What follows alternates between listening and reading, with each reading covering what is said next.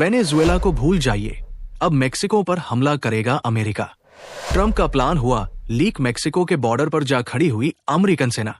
Venezuela को भूल जाइए, अब अमेरिका की अगली नजर सीधे मेक्सिको पर टिक चुकी है। ये कोई अंदेशा नहीं है, ये कोई सोशल मीडिया की अफवाह नहीं है, बल्कि खुद अमेरिका के भीतर से निकलकर आई हुई एक बेहद खतरनाक चेतावनी है। ट्रंप का प्लान लीक हो चुका है और अमेरिकी सेना मेक्सिको बॉर्डर पर जाकर खड़ी हो चुकी है। हालात इतने गंभीर है कि अब सवाल ये नहीं रह गया कि हमला होगा या नहीं, बल्कि सवाल यह है कि हमला कब होगा और कितना बड़ा होगा।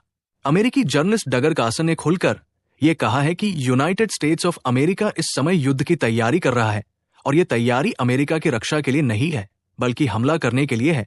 अचानक से डोनाल्ड ट्रंप का यह कहना कि उन्हें $1.5 ट्रिलियन का डिफेंस बजट चाहिए, अपने आप में बहुत बड़ा संकेत है। इतना बड़ा बजट किसी बॉर्डर पेट्रोलिंग के लिए नहीं मांगा जाता। इतना बड़ा बजट या तो किसी सुपर पावर के खिलाफ जंग के लिए होता है या फिर एक साथ कई देशों में आग लगाने के लिए।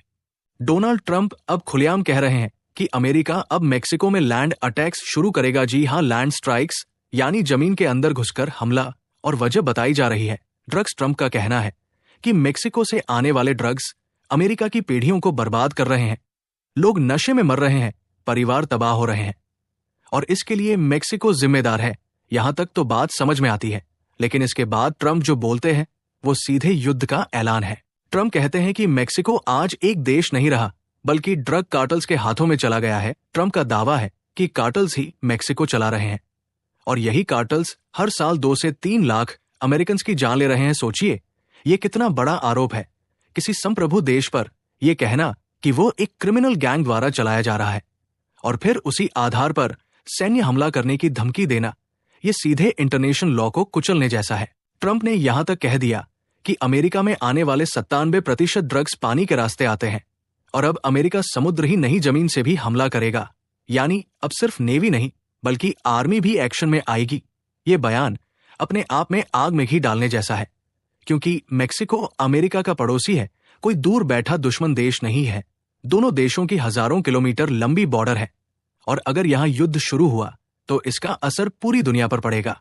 इससे पहले भी ट्रंप मेक्सिको को नीचा दिखाने की कोशिश कर चुके हैं।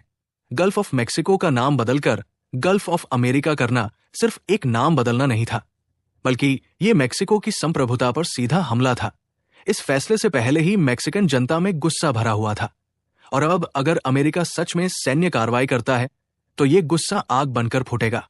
वेनेजुएला के बाद अब ट्रंप ने बंदूक सीधी मेक्सिको की तरफ तान दी है। ये वही ट्रंप है जो दुनिया के सामने शांति की बातें करते हैं। यही वही ट्रंप है जो नोबेल पीस प्राइज का सपना देखते हैं, लेकिन जिनके हर कदम से युद्ध की बू आती है। 2 से 3 लाख अमेरिकन हर साल मर रहे हैं। ऐसा कहकर ट्रंप अब अपने देश की नाकामी को मेक्सिको पर थोप रहे हैं। सवाल यह है कि क्या अमेरिका अपने ड्रग क्राइसिस के लिए खुद जिम्मेदार नहीं है? क्या अमेरिका की फार्मा कंपनियां, क्या उसकी नीतियां, क्या उसकी आंतरिक राजनीति इसके लिए दोषी नहीं है? लेकिन नहीं, ट्रंप को हमेशा एक दुश्मन चाहिए। पहले चीन, फिर ईरान, फिर वेनेजुएला और अब मेक्सिको। ट्रंप की राजनीति डर पर चलती है। दुश्मन दिखाओ, जनता को डराओ और फिर खुद को मसीहा बनाकर पेश करो। लेकिन इस बार दाव बहुत बड़ा है, क्योंकि मेक्सिको कोई कमजोर देश नहीं और नहीं ये कोई अकेला खड़ा रहने वाला देश है। आज सवाल ये नहीं है कि ट्रंप सही है या गलत, सवाल यह है कि दुनिया एक और युद्ध झेलने के लिए तैयार है या नहीं। क्योंकि अगर अमेरिका ने मेक्सिको में लैंड अटैक शुरू किए तो ये आग सिर्फ बॉर्डर तक सीमित नहीं रहेगी, ये आग पूरी दुनिया को झुलसा सकती है। और तब इतिहास गवाह होगा कि शांति के नाम पर नोबेल मांगने वाला शख्स असल में युद्ध का सबसे बड़ा सौदागर निकला। आपका उस खबर पर क्या मानना है, जरूर बताइएगा। जय हिंद।